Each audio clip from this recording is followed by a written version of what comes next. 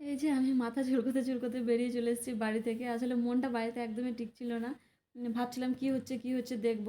তো ভাবলাম আমি কেন একা দেখব? তোমাদেরকেও দেখাই। তো সেই কারণে চলে এসেছি তোমাদের দেখাতে যে আজ কী হচ্ছে আমাদের গ্রামে। তো তোমরা সবাই শুরু থেকে শেষ অবধি দেখো যে কী হচ্ছে। আমরা কী খাওয়া-দাওয়া করছি। আর এত আলু দেখে তোমরা ভাবছো যে এই বাবা! এত আলু কী হবে? তো হ্যাঁ, কী হবে না হবে সমস্তটাই দেখবে তোমরা। তোমাদের বলব সমস্তটাই। তো তার জন্য ভিডিওটা দেখতে হবে পুরোটা। তো পুরোটা দেখো। আর তোমাদের প্রত্যেকেই বলছি গুড মর্নিং। আর তোমরা সবাই জানিও তোমাদের পুজো কেমন কাটলো। পুজোর পর আমি নতুন করে আবার ভ্লগ দেওয়া শুরু করেছি। আসলে অনেক দিন ভ্লগ দেওয়া হয়নি, শরীরটা ভালো ছিল না বলে। তো যাই হোক, অনেক দিন পর ভ্লগ দিতে পারছি বলে খুব ভালো লাগছে। আর আমার আনন্দটা আমি তোমাদের সাথে শেয়ার করছি বলে আরও ভালো লাগছে। আর তোমরা পুজোতে কে কীভাবে আনন্দ করলে সবাই একটু কমেন্টে জানিও। আর পুজোর পর কোথায় কোথায় ঘুরতে গেলে সেটাও একটু জানিও। তাহলে আমারও ভালো লাগবে। তো চলো তারপর এবার তোমাদের দেখাই যে কী হচ্ছে এখানে। তো আমি তোমাদের তো মোটামুটি দেখিয়ে দিলাম, কিন্তু এখন অবধি বলিনি কোনো কিছুই। তো ভাবলাম যে তোমাদের আগে কি ঠাকুর আছে সেটা দেখিয়ে দিই। এটা এখানে রয়েছে লক্ষ্মী ঠাকুর, মা লক্ষ্মী। তো মা লক্ষ্মীটা আজকেই রাত্রে বিসর্জন হবে খাওয়া দাওয়া শেষে। তো তো তোমাদের ভাবলাম একবার লক্ষ্মী ঠাকুরটা আমাদের দেখিয়ে দিই, কারণ লক্ষ্মী ঠাকুরটা তোমাদের দেখানোই হয়নি একবারও। যদিও তোমরা তোমাদের গ্রামে তোমাদের মণ্ডপে প্রত্যেকে দেখেছো। আর প্রত্যেকের বাড়িতেই তো লক্ষ্মী ঠাকুর আছে। তো যাই হোক, আরও মন্দির আশেপাশে রয়েছে, ভাবলাম সেগুলোও তোমাদের একটু দেখিয়ে দিই। তো এই যে চারিদিকেই মন্দির। আসলে আমার বাড়িটা তো সামনে, এই যে সামনে যে বাড়িটা দেখতে পাচ্ছ ওটাই আমাদের বাড়ি। তো আমাদের বাড়ি থেকে না মন্দিরগুলো মানে সমস্তটাই ভালোভাবে দেখা যায়। এই যে পাকা বাড়িটা দেখা দেখা যাচ্ছে, ওটাই আমাদের বাড়ি। তো বাড়ি থেকে সমস্ত কিছু দেখতে পাই বলে আমাদের না সবসময় যে মণ্ডপে যেতে হবে তবে আনন্দ হবে এরকম নয়। আমরা কিন্তু রাত্রে যখন মানে ভিতরে লাইট জ্বলে, আমরা কিন্তু মা দুর্গার মুখ, মা সরস্বতীর মুখ, মা লক্ষ্মীর মুখ সমস্ত কিছু কিন্তু আমরা দেখতে পাই। হ্যাঁ, মানে আমাদের বাড়িটার পজিশনটা একদমই ভালো। তো এই যে এত জিনিসপত্র রয়েছে, তারপরও আবার নতুন করে আনা হয়েছে, কারণ এত লোকের আয়োজন তো জিনিসপত্র কম হয়ে গেলে তখন মানে মুশকিল হয়ে যাবে। এত খাবার দাবার রাখা মানে বাড়ির জিনিসপত্রে সম্ভব নয়। তো তারপর চলে এসেছি বাড়িতে। এই যে আমাদের বাড়িতেও রাখা রয়েছে পাতা, চাল, ডাল, অনেক কিছুই রাখা রয়েছে। এগুলো নিয়ে যাবে যখন রান্না ঠিকঠাকভাবে করতে শুরু করবে তখন।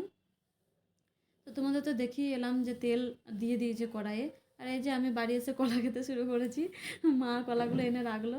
আসলে কলা তো বেশি দিন যায় না, তাড়াতাড়ি খারাপ হয়ে যায়। আর এই যে আমাদের বাবু চলে এসছে। বাবুকে নিয়ে দিন কেটে যায়। যাই হোক, এখন সেভাবে কোলে নিতে পারি না, এখন একটু কোলে নিই। তো খুব মিস করছি চলে এসেছি বলে। তো যাই হোক, আর মা এই যে কী যে বার করছে ঢপে ঢপে, আসলে মুড়ি মুড়কি এসব বার করছে। পুজোর পর তো এইসবই খেতে হবে। তো এই যে বাবুকে আমি একটু করে কলা খাইয়ে দিচ্ছি আর আমি খাচ্ছি। আর এই যে চালগুলো নিতে চলে এসছে। তো চাল, ডাল, পাতা সবই নিয়ে যাবে। তো তারপর বাড়ি থেকে ভাবলাম তোমাদের একটু দেখিয়ে দিই। তো এই যে বাড়ি থেকে আমাদের সবই দেখা যাচ্ছে। এখনও তোড়জোড় চলছে সমস্ত কিছুই। তো তারপর আমি এই যে চলে এসেছি তোমাদের আরও ভালোভাবে দেখাতে। তো আলু টালু তো কাটা প্রথমে চলছিল, তো সেগুলো তো হয়ে গেছে। এখন এই যে সবজিগুলো কাটা চলছে।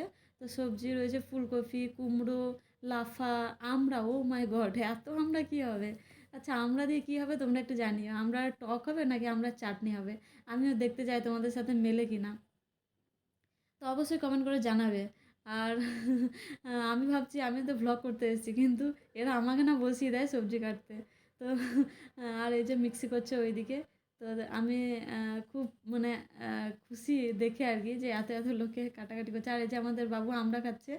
আমড়া দেখে আর কি লোভ সামলাতে পারে না। এই যে আমার মেয়ে বটি নিয়ে চলে এসছে, কারণ আমাকেও বসিয়ে দিয়েছে আমড়া কাটতে। তো এখন আমি আমড়া কাটবো।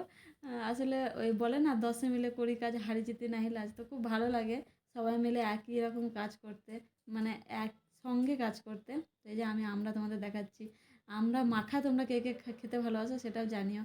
আমি না ভাবছি যে কেউ এলে না আরও কাউকে বসাবো, কারণ এত আমড়া আমার পক্ষে সম্ভব নয় কাটা। তো বলল কাকুটা যে একটু কেটে দে, দেরি হয়ে যাচ্ছে, রান্না করতে দেরি হয়ে যাবে। তো আমি ভাবছি রান্না এখন এত সকাল সকাল কেন শুরু করেছে। আসলে এত সকাল সকাল শুরু না করলে তো সবার জন্য রান্নাটা হবে না। তো এই যে আমিও বসিয়ে দিয়েছি আমাদের গ্রামের বউদের। তো আরও যদি কেউ আসে আরও সবাইকে বসিয়ে দেবো, আর আমড়াগুলো এগিয়ে দিচ্ছি। আর আমি বাবুকে বারবার দেখছি যে বাবু কী করছে, কারণ বাবুকে না দেখলে ও না এটা ওটা খেয়ে নেয়। তো এই যে বাবাও চলে এসছে বাবু কী করছে দেখতে। তো তারপরে এই যে আমার মেয়ে ততক্ষণে ক্যামেরাটা করছিল, আর রান্নাবান্না কিন্তু শুরু করে দিয়েছে, দেখতেই পাচ্ছ রান্নাবান্না শুরু করে দিয়েছে। আর মানে আমড়াটা নিয়ে যত টেনশন ধরো এত আমরা কী করে কাটা সম্ভব, তো যাই হোক। তো এই কাটাকাটি শেষে এরপর কি দেখাতে পারি জানি না, তো তোমরা অবশ্যই দেখতে থাকো।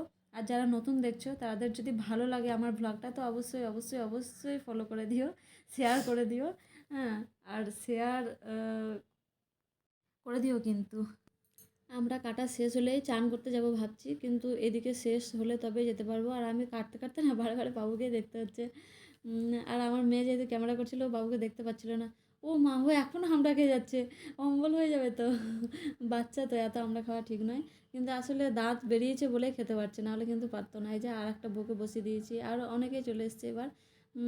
কিন্তু শেষের দিকে তো, এখন তো আর সেরকম কিছু নেই। আর বাবা জানি না কি বলছে, সে বুঝতে পারছি না। আর এই দেখো, আহ, মানে তিনজনে মিলে কাটতে শুরু করেছি, এতক্ষণে শেষ হলো আর কাটছি। মানে তোমরা ব্লগে বুঝতে পারছো না, এটা কিন্তু প্রায় আমরা অনেকক্ষণ ধরে কেটেছি, তোমরা বুঝতেই পারবে না ক্যামেরায় বলে। আর রান্না মোটামুটি আহ, যেগুলো আলু টালু ছিল সেগুলোকে না ফ্রাই করা হয়ে গেছে, মানে তেলে দিয়ে ছেঁকে তুলে নিয়েছে, কারণ আলুর দম হবে। আর খিচুড়ি হবে, সেটা তো বুঝতেই পারছো যে খিচুড়ি হবে। তো খিচুড়ি বসায়নি এখনও, এটা ডাল দিয়েছে। ডালটা আগে বোধহয় সেদ্ধ করে নিয়েছিল, যাই হোক। মানে আমি ঠিক বুঝতে পারছি না, আমি বুঝতে পারিনি ঠিকঠাক, জানি না। তো যাই হোক, বাদ বাদ দিই, মানে এরপর ফাইনালি টমেটোও কেটেছিলাম, টমেটোটা দেখায়নি। ও মা, এই যে এগুলো কি আমরা না আলু, কিছু বুঝতে পারছি না তো। কি আচ্ছা, এদিকে খিচুড়ি বসাতে শুরু করেছে, যাই হোক। ওইগুলো না আমরাই ছিল মনে হয়। আর এই যে আলু সেদ্ধ করছিল কি জানি না। আমরা চাটনি মনে হয় হয়ে গিয়েছে, তো আমরা চাটনি, এই দেখো ফাইনালি আমরা চাটনি হয়েছে।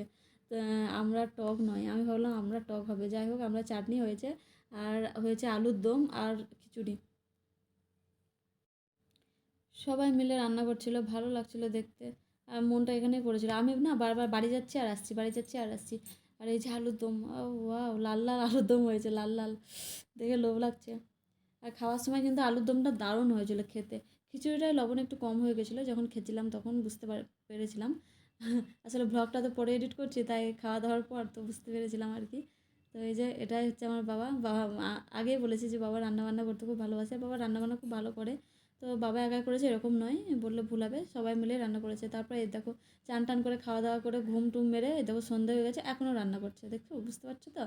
তো ঘুম করেছি, এখন প্রায় সন্ধে, মানে সন্ধে টন্ধে জ্বালা সবার হয়ে গেছে। এখনও খিচুড়ি টুচুড়ি রান্না চলছে, আর এই যে এগুলো রান্না হয়েছে, সে সকাল থেকে রান্না চলছিল, তো এতক্ষণে হয়েছে। আর এই যে এখনও খিচুড়ি চলছে, কারণ খিচুড়িটাই বেশি লাগবে। আর আমি ভাবলাম যে তোমাদের দেখিয়ে দিই। আর এই যে কাপড় টাপড় ঢেকে দিয়েছে বলে আলুর দমগুলো বুঝতে পারছো না। আর খাওয়া দাওয়া কোথায় করাবে, তোমরা ভাবছো যে খাওয়া দাওয়া কোথায় করাবে, খাওয়া দাওয়া কিন্তু আমরা রাস্তাতে বসেই খাবো। আর এই যে আমি রাত্রে রেডি হয়ে গেছি, আমার কাছে ড্রেস ছিল না বলে মেয়ের ড্রেসই পরে নিয়েছিলাম। তো এই যে খাওয়া দাওয়া শুরু হয়ে গেছে, আমরা এইভাবে বসে খাই, খেতে আনন্দ করে খাই। কারণ এত লোককে তো আর মানে চেয়ার টেবিলে বসে খেতে দেওয়া যায় না, সম্ভব নয়। কারণ শুধু একটা গ্রামের লোক তো নয়, যারা শুনবে তারাই আসবে খেতে, কাউকে তো আর বলা যাবে না যে না খাওয়া হবে না, কারণ আমরা চাই সবাই খেতে আসুক। আর এই যে ফাইনালি আমরাও খেতে বসে গিয়েছি। আর আজকের ব্লগটা এখানে শেষ করছি। Tata, bye bye.